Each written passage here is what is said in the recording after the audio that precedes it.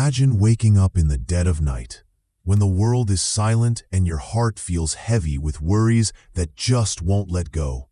Financial struggles pulling you under, unspoken pains that keep you tossing in bed, or that deep ache for something more in life that seems forever out of reach. What if I told you there's a hidden key, a quiet moment at around 3 a.m., right before dawn, where everything can change? Where your whispers to the heavens are heard like no other time. It's that sacred hour, the last third of the night, when the veil between you and divine mercy feels thinnest, and miracles unfold for those who reach out. If this resonates with you, if you're searching for that spark of hope, hit that subscribe button now to Barkah and Noor. Join our community where we share these life-changing stories that touch the soul. And let's journey together into deeper faith and peace. You see, so many of us are walking through life burdened by difficulties we never imagined. From mounting bills that steal our sleep, to health issues that test our strength, or relationships frayed by misunderstandings and time. We're all human, aren't we? We try our best during the day, pushing through with coffee-fueled determination and forced smiles. But deep down, we know something's missing. And here's the beautiful secret that too many overlook. It's in those pre-dawn hours, when the stars are still shining and the world hasn't yet stirred, that Allah Himself descends to the lowest heaven, calling out to us in a way that's profoundly intimate and loving. Can you picture it?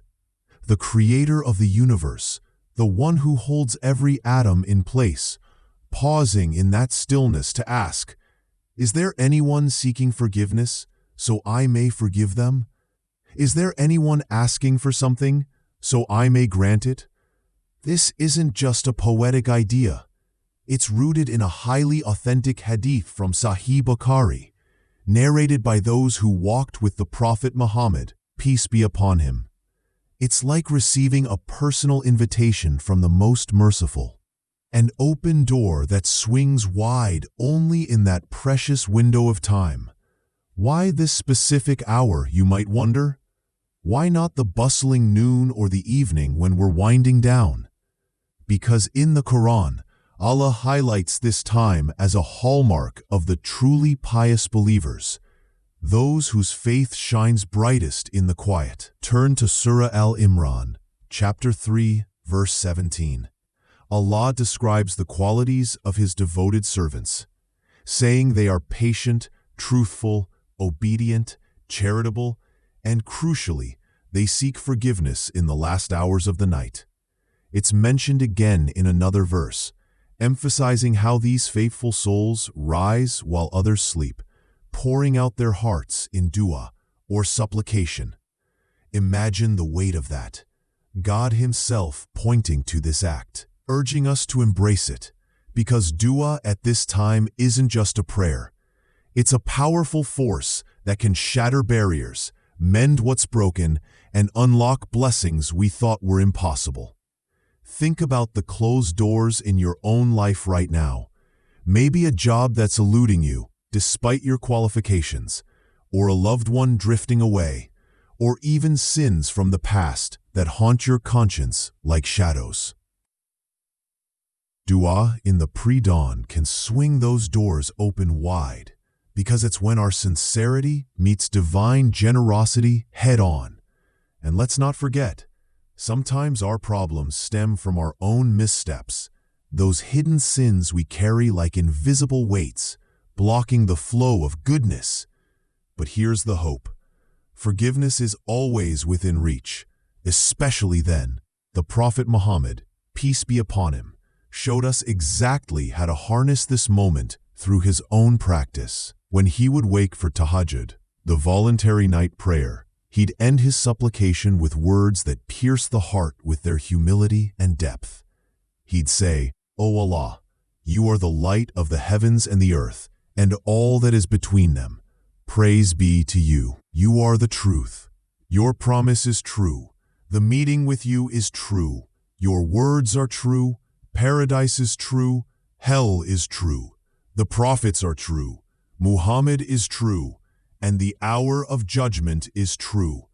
Then, with raw vulnerability, he'd plead, "O Allah, forgive me for what I have done in the past, what I will do in the future, what I have concealed, what I have done openly, what I have exceeded in, and what you know better than I. You are the advancer and the delayer. There is no God but you."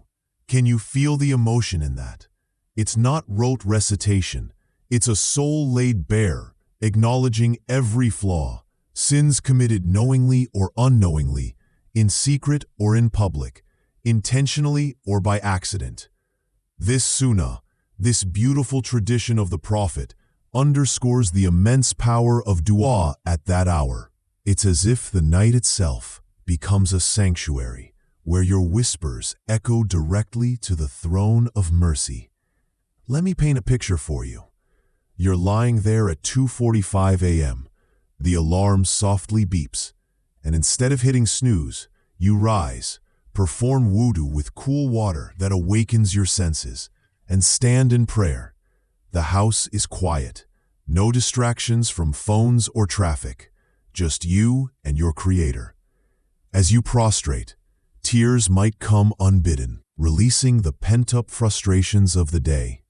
You pour out your needs, financial relief to pay that overdue bill, healing for a sick family member, guidance for a wayward child, or simply peace in a turbulent heart. And because it's that golden time, your dua isn't lost in the noise. It's amplified, accepted in ways we can't fully comprehend. Stories abound from the lives of the companions and scholars who experienced this firsthand. Take Abu Huraira, who transmitted that hadith. He lived it, witnessing how the Prophet emphasized this practice. Or consider the believers throughout history who turned their darkest nights into dawns of hope through persistent supplication. Maybe you've heard modern tales too, like the struggling entrepreneur who, after months of dua at 3 a.m., suddenly lands a breakthrough deal, or the parent whose child's health turns around after fervent prayers in the stillness. These aren't coincidences. They're testaments to the promise Allah makes. But why does it work so profoundly?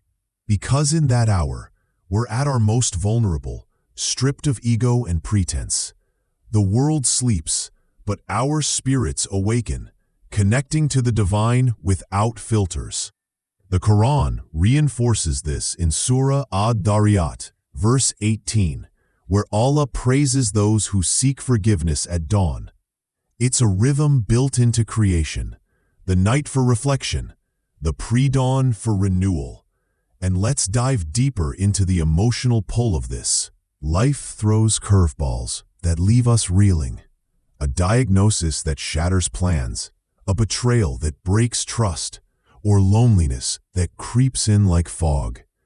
In those moments, dua becomes our lifeline, a conversation with the one who never tires of listening. Unlike human relationships, where we fear burdening others, Allah invites us closer, saying, "Call upon me, I will respond to you," from Surah Ghafir, verse 60. But at pre-dawn, that response feels nearer, more tangible. Perhaps it's because our intentions are purer than, untainted by daily distractions.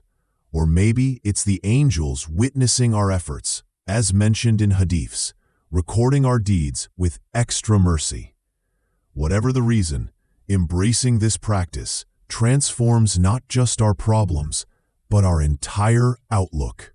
Suddenly, financial woes become opportunities for trust in Allah's provision, like the birds who fly out each morning empty-stomached, yet return full. Health trials build resilience, reminding us of the Prophet's patience through illness. And sins? They're washed away in floods of forgiveness, leaving us lighter, freer. To make this real for you, let's think about starting small. Set your alarm for the last third. Calculate it by dividing the night from sunset to dawn into 3, aiming for that final part. Wake gently, pray 2 rakas of tahajjud if you can, then sit in dua. Speak from the heart. Ya Allah, ease my burdens, open paths for me, forgive my shortcomings. Repeat the Prophet's dua, letting its words sink in. Over time, you'll notice shifts, peace settling in, solutions appearing unexpectedly. It's not magic, it's faith in action. And remember, this isn't about perfection. Even if you miss a night, try again. Allah values persistence over flawlessness. As you build this habit, share it with loved ones. Imagine a family rising together, bonds strengthening through shared spirituality. Or tell a friend who's struggling, your words could be the nudge they need. In a world racing toward materialism, where success is measured in likes and dollars, this pre-dawn dua grounds us in what's eternal. It reminds us we're not alone in our battles. There's a divine plan unfolding, and our supplications shape it. So, as the first light breaks, carry that serenity into your day, knowing you've tapped into a wellspring of blessings. Friends, if this message touched you, if it sparked a desire to reclaim those quiet hours for something profound, take a moment now. Like this video to spread the light. Drop a comment sharing your own experiences with dua or what you're praying for tonight. Subscribe to Barkah and Noor so you never miss these heartfelt stories that uplift and inspire. And stay connected with us for more meaningful journeys into faith, hope, and the beauty of Islam. May Allah accept our duas and bring ease to all our hearts.